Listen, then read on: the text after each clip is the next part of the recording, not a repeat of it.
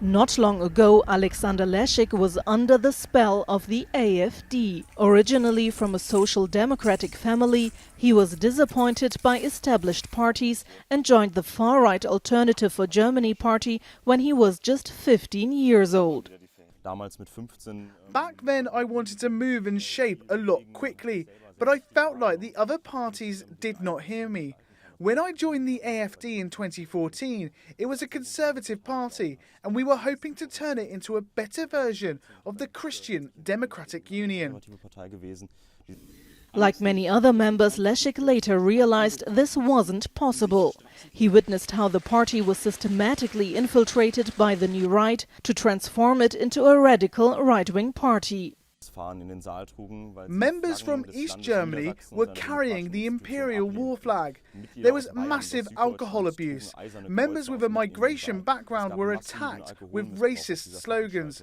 Such derailments reached a scale that I couldn't reconcile with my conscience any longer, so I stepped down 2 years ago.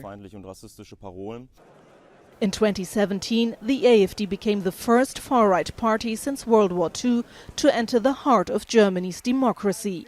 Back then, support for the xenophobic party was fueled by the 2015 migrant crisis, where more than 1 million people, mostly Syrians, crossed into Europe. This year it's campaigning on similar, if not more, radical demands.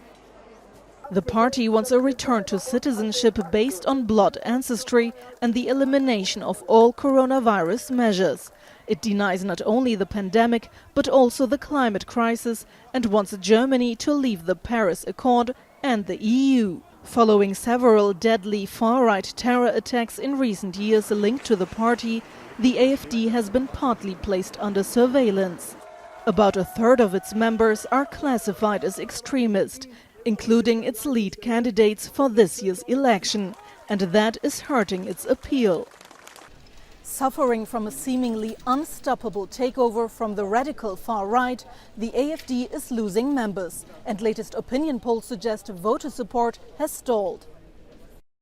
The party has been hoping to turn the tide in this year's elections, but it's been stuck at around 10% in surveys, just below its 2017 result.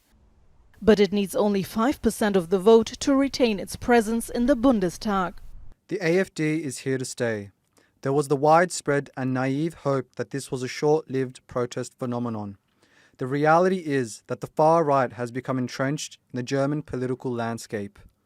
But all other parties have made it clear they won't enter a coalition with the AfD after Sunday's national elections, effectively barring them from power, something former member Alexander Leszek is happy about.